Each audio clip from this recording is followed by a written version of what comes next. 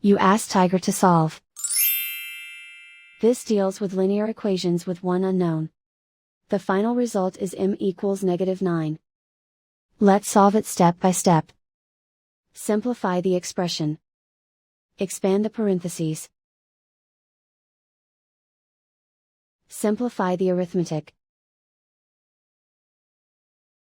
Group all constants on the right side of the equation. Add 12 to both sides. Simplify the arithmetic.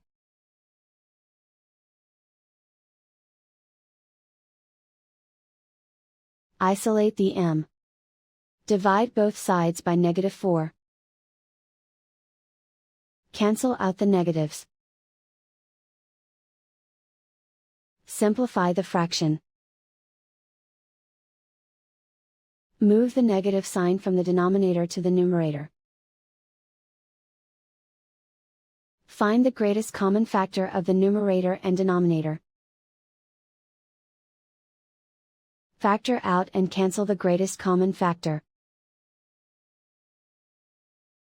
And so the final result is m equals -9.